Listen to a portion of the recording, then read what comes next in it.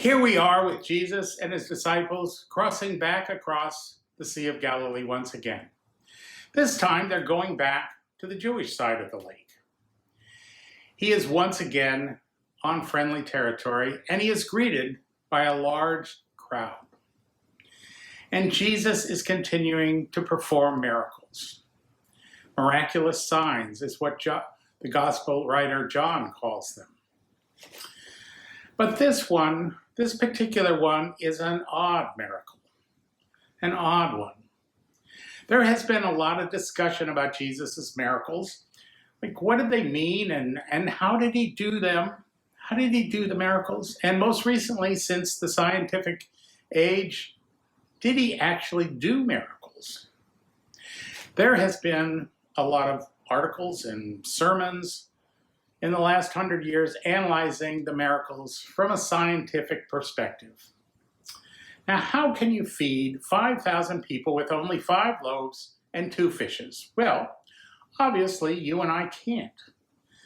So the real meaning of the miracle must be that Jesus taught the 5,000 people, if there were actually 5,000 people.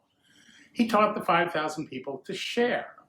Each person brought something, and everyone shared with each other, and everyone had something to eat.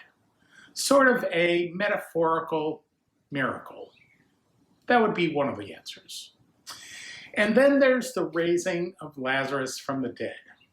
According to John, Lazarus was clearly dead, and he was in a tomb by the time Jesus got to him.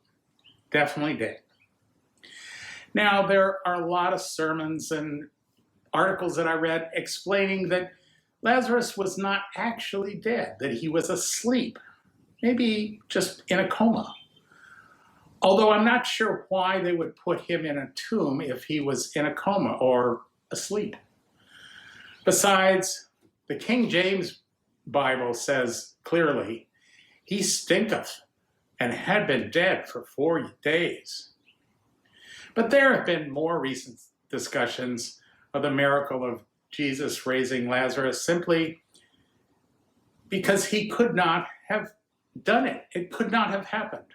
I read a long article recently explaining what happens to a body when you're dead for 4 hours. What happens to the organs when they're deprived of blood for that long. How a body deteriorates. Clearly, Jesus couldn't have raised someone whose body has deteriorated to the point that it's simply falling apart. How could Lazarus even walk out of the tomb? No, clearly, Jesus couldn't have raised Lazarus from the dead. It's just another apocryphal story that illustrates Jesus was a great rabbi. Another metaphorical miracle. But maybe there's another answer. There's another way to look at these stories. Maybe Jesus actually performed miracles. Rather than go down the rabbit hole of speculative science, let's go with that answer for now. Frankly, that's the angle that I find most convincing, because these stories, after all, happened in the 1st century, not in the scientific age. Still, this one is an odd story, a story that doesn't seem to make sense on its surface. As Jesus is met by the large crowd, one of the synagogue leaders named Jairus approaches him. Okay, everybody is ready for a confrontation from this Pharisee.